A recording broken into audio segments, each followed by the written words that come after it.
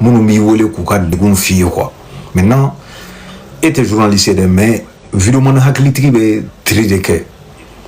ka faux ni vrai dɔn ka bɔ ɲɔgɔn na ani fɛnɛ ka jate minɛ, c'est-à-dire est-ce que nin ye nin fɔ waati ye ou bien a fɔ kuma don wa, a ka kan ka fɔ wa, i bɛ nin bɛɛ analyse kɛ avant k'i prononcer là-dessus. Et moi j'ai eu à voilà discuter avec des personnes minnu b'u sigiyɔrɔ la ni degun b'u kan kosɛbɛ, u bɛ vocal ci ma b'u jaabi parce que ne sɔrɔ man di direct la mais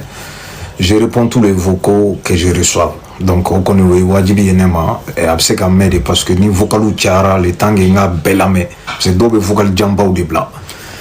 ni m'a lamɛn u bɛ tila ka dimi, mais vocal suruma j'ai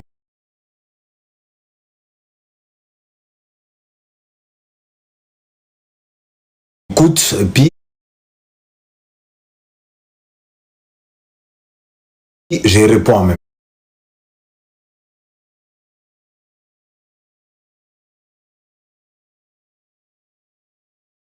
temps. O la i b'a ye k'a fɔ mais i b'a ye k'a fɔ faamu de ma na hali jusqu'à présent, sinon ne tɛ marifa ta ka taa n farafinɲɔgɔnw faga k'u bɔ u ka dugu kɔnɔ quoi, ko au nom de religion ou bien au nom de quoi que ce soit, parce que manipulelen don n'o de ye quoi. I b'a ye k'a fɔ a degun barika ka bon. O la minnu tɛ fɛn dɔn, dɔw ta ye kodɔn maliyɛ de, i b'a bila o minɛn kɔnɔ. Bon an bɛ kuma de pour que olu ka faamu, minnu t'a dɔn, minnu t'a kalama, an bɛ c'est à dire situation minnu ni enjeu minnu na. O la i b'a ye k'a fɔ an bɛ kuma, an ka kumakan olu de b'a lamɛn, ani minnu jɔrɔlen don a kana s'u ma k'olu hakili sigi. Vidéoman ka ko ye nin de ye, vidéoman sɛbɛlama je dis bien, parce que vidéoman ko kuma cayalen don, an bɛna don sujet bɛɛ kɔnɔ bi. O la après ni mɔgɔ min bɛ fɛ ka yɛlɛ qu'on discute un tout petit peu sur la situation, il y aura pas de problème, mais avant cela je vous dis très clairement situation min bɛ an fɛ yen, il faut k'a ka faamu, ouais a ka faamu cogo di sansi bɛɛ kan. Voilà n balimakɛ dɔ bɛ Traoré que je lui respecte beaucoup, mais comment il faut moi il m'a déjà vu une box là quoi, mais je vais répondre vidéo qu'on a pour que voilà les gens puissent comprendre, parce que mon chama me oubé avec chamé vidéo là quoi, autant donner rejati et joint quoi, et ça trompe pas mal de gens parce que adamade mon ko bet c'est ka jaye voilà ne be ko que pas parce que ko be jane kanu rabe non, mais ko do ke mi mandou quoi, mais adamaden ni bɛ fɛ aw ka adamadenya kɛ i t'o de ta ka ɲuman ninnu to yen, ko ɲuman minnu ne n'i yɛrɛ sɔnna ko dɔ ɲuman ye e bolo a tigi juger n'o de ye quoi, ala ye nin de ɲini an fɛ quoi, mais anw dɛsɛlen don ka nin de kɛ quoi. Ni ne tɛ dɔrɔn bon n y'i haramuya, ne y'i dɔn karisa de kama, ni n'o tɛ ne y'i haramuya, donc ala kama tɛ, jamana kama tɛ, mɔgɔ kama de don quoi. Ça c'est très grave. Bon o mɔgɔ de tɛ ne caman ye quoi. Vous voyez un peu la différence entre moi et certaines personnes. Bon, peut-être ne l'amour de dos, je sais pas, parce qu'on a doué Duba de Maraka Duba de dos. Moro bena jigin, kuka séjour ke kata France, kata Côte d'Ivoire, kata Sierra Leone, kata Libéria, Angola, ainsi de suite. Donc, Djamabe ke ka doufa. Mabo ere kuna yana on akoroba tantan korogani en cousin do ma bonyona. On koroba rateni. Dumuni manana ye dude ta la quoi, bere bini sigi bashi tasa kuna quoi, choufe ka dun quoi. Ka nono ka to la on koroba road la quoi, an olu de bɛ da glanglen kan ka si quoi, ni dugu jɛra an b'an ka saki ta ka taa kalanyɔrɔ la. C'est comme ça que nous on a grandi. Donc du coup anw mara cogo tɛ se ka kɛ i b'a fɔ mɔgɔ wɛrɛw minnu ma mara o situation kɔnɔ, parce que an hadamadenya kasa mɛn an tila ka hadamaden ye min don quoi, o dɔw bɛ u ye villa de jɔ a danta la, o dɔw ne bɛ si, i y'a faamu n cousin kɔrɔbaw, c'est à dire que dunan ye dunan de ye, an ka du kun ye dunan jigin so de ye. Awɔ maraka du n dɔnbagaw tulo bɛ na, mais touché kun tɛ minɛ anw fɛ yen dɛ, ça je vous le dis.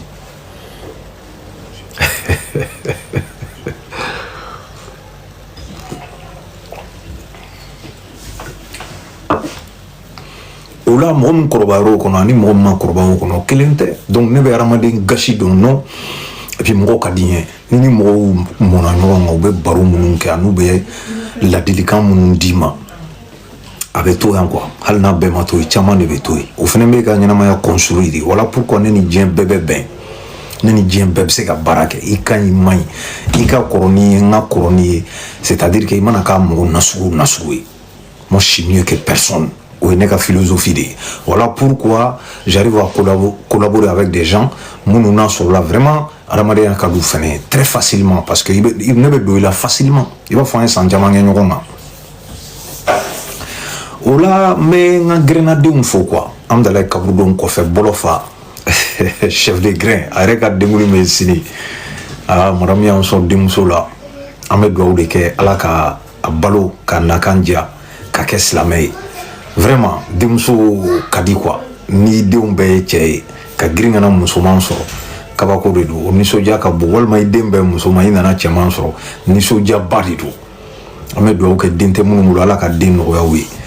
mo ta di re ma quoi iti bo na kuma ere kalama ate sara ila ere be balimina do muso ba fuka kono mando ete foi kalama la fuka ta den korba ka ɲuman jigi c'est à dire que ala di ka baara ye ninnu ye quoi donc ala fo o min y'a di garisigɛ ma bon minnu m'a sɔrɔ fɛnɛ c'est pas autre chose ala de m'a sɔn ala m'a sɔn fɛn min ma a ti kɛ quoi o de la a b'a fɔ min ale ja a b'a kɛ o kɔrɔ de ala o ye ala dɔrɔn de ye danfɛn tɛ dugukolo kan ko min y'i ja k'i bɛ se k'a kɛ a tɛ yen y'en a pas i b'a kɔrɔbɔ de parce que i dalen don i yɛrɛ la mais i tɛna se ala t'o se di danfɛn si ma o la bolofa demunu ye sini ala ka sini irana inshallah o kɔfɛ saga caman de be mun bena faga ni demunu na cɛ nin den m'a f'i ye nin na kan kadi dɛ saga kuru naani voire plus cɛ na denmusotigiya ka di wallahi ni denw kɛra muso ye dɔrɔn nisɔndiya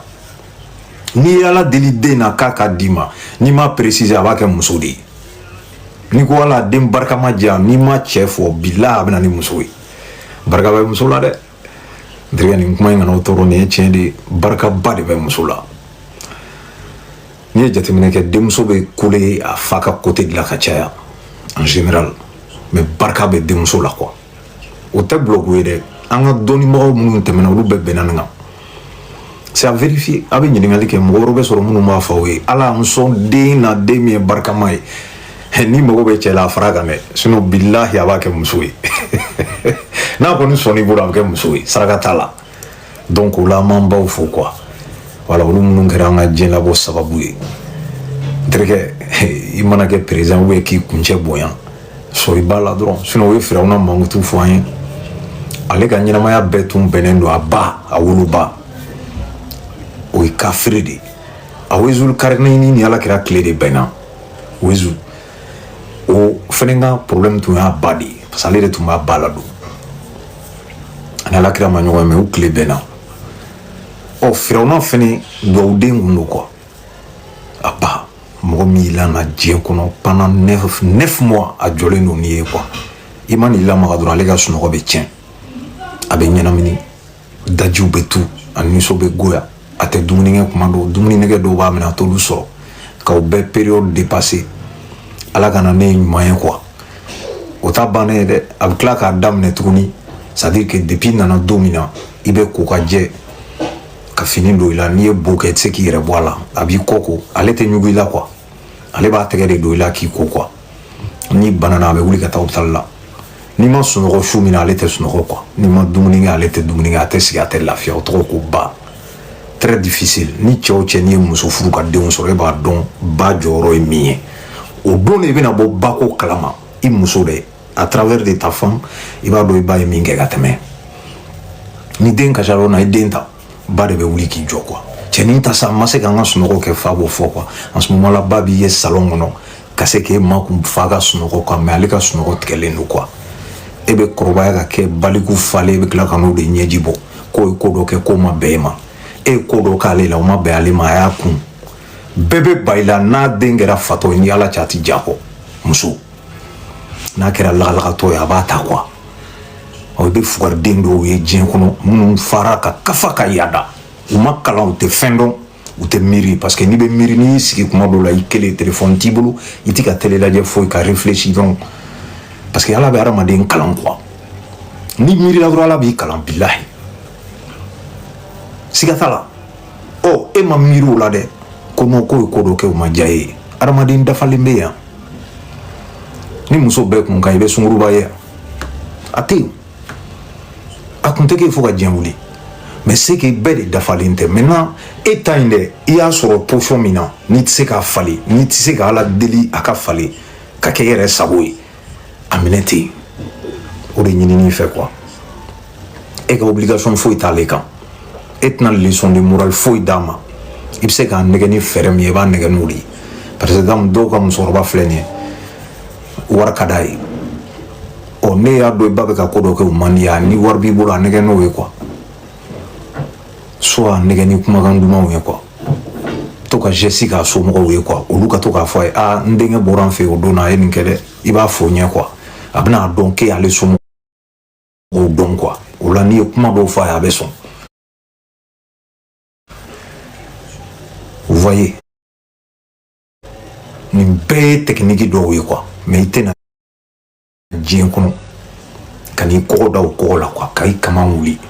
ɔ n'an ye ba ta fɔ an tɛ ɲinɛ faw kɔ dɛ parce que mɔgɔ caman b'a fɔ de ko ouais ko barika bɛ denw na k'an b'a fɔ ko ba oui